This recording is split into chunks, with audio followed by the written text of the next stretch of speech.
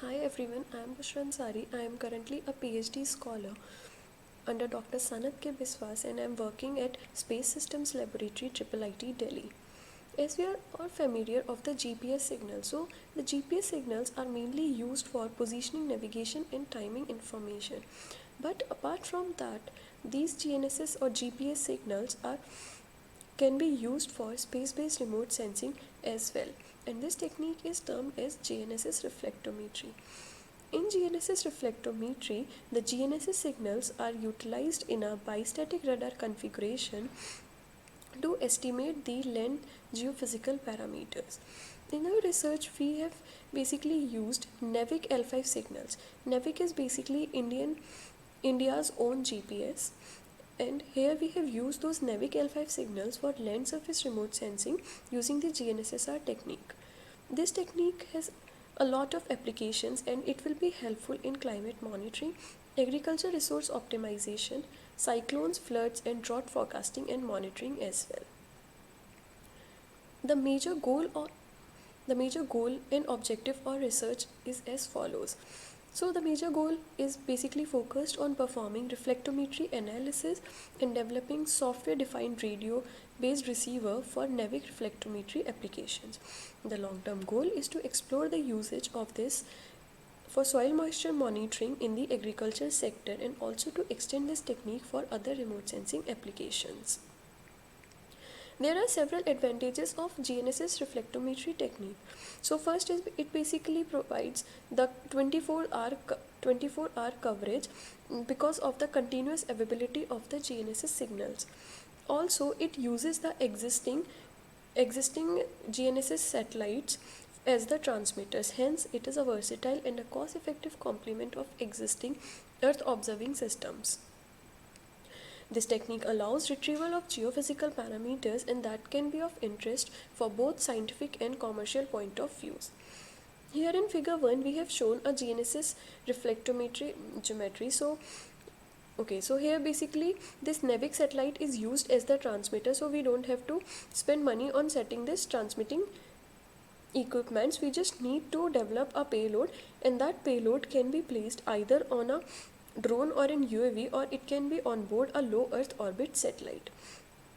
Here the receiver is used to receive the Earth reflected signals and the properties of the reflected signals basically changes with the change in the surface properties. Hence we are able to capture the change in the dielectric constant and hence the soil moisture as well. Now the main technique that is used behind this is as follows. So a GNSS reflectometry receiver basically acquires the power from the surface reflections in addition to the direct GNSS signals as well. This reflected GNSS signal can further be processed in the delay Doppler maps, which is the 2D representation of the power and amplitude distribution of the received GNSS signal. So for the land surface remote sensing, the received coherent power can be described as follows. So basically it is the received coherent power is a function of surface dielectric constant and hence it is a function of surface soil moisture as well. In figure 2, this is the hardware in loop simulator testbed that we have developed for this NavIC DDM generation. So here we have a NavIC RF signal simulator from where we can simulate the Earth reflected signals for different surface properties. Those NavIC RF signals are then acquired using the Blade RF software defined radio receiver, and this Blade RF software defined radio receiver can be accessed or configured using a Raspberry Pi or a laptop as well. After acquiring those signals, the delay Doppler map is generated in a MATLAB environment. In the results, so I have displayed an example of the delay Doppler map that is obtained from the NavIC simulator. So here it basically shows the power distribution of the received reflected signal over the surface that we are studying. After that, this received peak power is converted into volumetric soil moisture measurements, and here we can see that the volumetric soil moisture obtained using the simulator signal and from the theoretical equations are following the similar trend. And we can see that with increase in the delayed Doppler Mach peak power, the volumetric soil moisture is also increasing. Concluding my research work, so here we have developed a hardware-in-loop simulator testbed for NavIC-Reflectometry experiments with the applications to surface dielectric constant estimation.